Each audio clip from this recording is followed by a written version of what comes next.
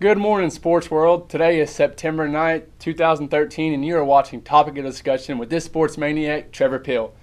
In today's topic of discussion, we have a couple areas to hit as fall sports around the world have finally kicked off. We have volleyball, college football, MLB baseball, NFL football, and some fantasy football updates. For your Tarleton sports, Texan volleyball team played in their first tournament of the year in San Angelo this past weekend. The Texans split the four-game tournament, returning home with a 2-2 record. The ladies defeated Colorado State Pueblo 3-1 and lost to Arkansas State Smith, dropping 3 straight sets on Friday. Saturday, the ladies defeated Dallas Baptist in 3 straight sets, then lost 3 straight sets to San Angelo. Jasmine Brown did have a career day on Saturday, setting new single-game high in 7 kills, hitting percentage of .455, and 4 blocks. Entering this season, she had just 9 kills and 9 blocks for a career. This is the second straight season the ladies begin 2-2 after a tournament. Texan hosts Texas Wesleyan for their first home game tomorrow at 7 p.m. in Wisdom Gym. Then they are back on the road to Colorado as they compete in the Colorado Mines 4-game tournament. The week is finally upon us. Tarleton football is 6 days away, with the start of the season set to kick off at AT&T Stadium in Arlington, Texas at 4 p.m. against Midwestern State Saturday. Last season, the Texans upset the nationally ranked number 4 team, Midwestern State, 20-17. They have hopes of again defeating them, only this time on a professional field. The Texans are looking strong with defensive back Deshaun Phillips being announced as a preseason All-American. Phillips can be seen all over the field blocking kicks, making multiple tackles, intercepting passes, and even forcing fumbles. The tailgate for the event starts at 12:30 and runs till 3:30. This year, the tailgate will be at Fishbone and Grill and Oyster Bar across from the stadium. For $35, you receive a wristband that allows you access to barbecue, beverages, a live DJ, and door prizes.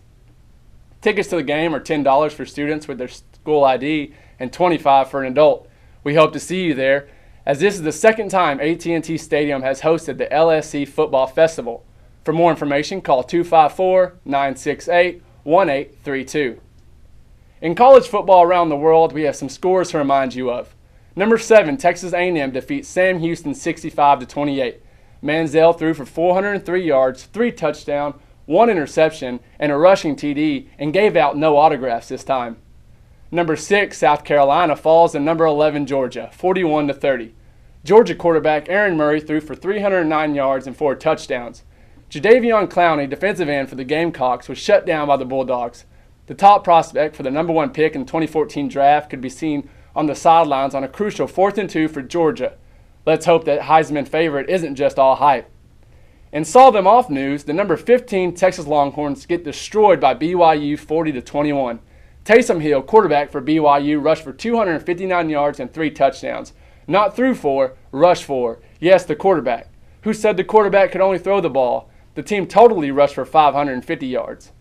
For my favorite quarterback in the NCAA, he comes out of Monroe, Louisiana. Colton Browning, quarterback for the ULM Warhawks, was 13-25 for 171 yards, 3 touchdowns, and 1 interception as they plow through the Grambling State, 48-10. For all you Texas Rangers baseball lovers, according to MLB.com, the 3-game losing streak was snapped yesterday as the Rangers defeat the Anaheim Angels 4-3.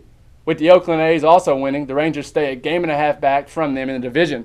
The Rangers' big inning came in the 7th when a walk to Leonis Martin and a ground rule double by Ian Kinsler put runners on 2nd and 3rd with 1 out. A sacrifice fly by Elvis Andrews and a double by Alex Rios then gave Texas a 4-3 lead. The Rangers now have a 6-game homestand against the Pirates in the final series against the A's. To win the division, it's looking like it will solely be all in the hands of the Rangers. Alex Rios said, "Right now, every win is important. We are playing for the pennant. What we did today and coming from behind was great. Hopefully it will boost our confidence and keep us going." 249 days all you football gurus endured till the start of the 2013 NFL season. Starting off with the Baltimore Ravens against the Denver Broncos this past Thursday. The tweets poured in about the start of the new season only to be struck down by a 35-minute rain delay. The storm continued to pour down on the Ravens even after the delay. Peyton Manning came out with a vengeance, completing 27 of 42 passes for 462 yards, 7 TDs, en route to a 49-27 win over the defending Super Bowl champions. The other headliner came last night as the Dallas Cowboys hosted the New York Giants on Sunday Night Football. Eli Manning, like his brother, was 27 of 42 for 450 yards, 4 touchdowns, and 3 interceptions. One crucial interception came with 1:50 seconds left in the fourth, as the ball hit off Darrell Scott's hand and landed in Brandon Carr's hand of the Cowboys, returning it for a defensive touchdown. Even with 6 turnovers, the Giants only lost by 5 points to the Cowboys, 36-31.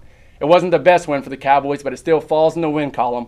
This was the first time the Cowboys defeated the Giants in their new stadium. Tony Romo was 36 for 49 for 263 yards and 2 touchdowns.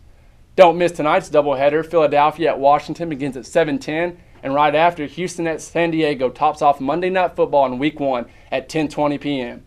Now, the best part of football when you're not a player like me, you can live in the fantasy world. I don't know about you, but I have 6 fantasy football leagues living my dream, and some of Week 2's must-have for you. Julian Edelman of the Patriots had 7 receptions for 79 yards and 2 touchdowns, must-have. Terrell Pryor, quarterback of the Oakland Raiders, had 217 yards through the air, 112 on the ground, and 1 touchdown, a good backup. Jerome Simpson of the Minnesota Vikings had 7 receptions for 140 yards. Kenny Stills, receiver for the Saints, had 2 receptions for 86 yards. He is looking like he can be a deep threat for Drew Brees in his passing arsenal. With Jacoby Jones getting injured, Marlon Brown, rookie for the Ravens receiving corps, had 4 receptions for 65 yards and a touchdown. His performance will definitely help him see some more playing time for the Ravens. The last guy for Week 2's must-have is Julius Thomas, tight end for the Broncos. The 6'5", 250-pounder was underestimated for his speed and ability to catch passes. He had 2 touchdowns on 110 yards Thursday night, and he is sure to be on the waiver wire. That is all the sports I have for you. Thank you for joining me today on Topic of Discussion, where it's always about sports and all you need to know. This has been a production of Texan News Service. You can read up on your sports or news at texannews.net or follow sports on Twitter at Texan News Sports. Special thanks to Alyssa Wynn and Megan Kramer for producing today. Have a wonderful day, Texans, and don't forget to bleed purple.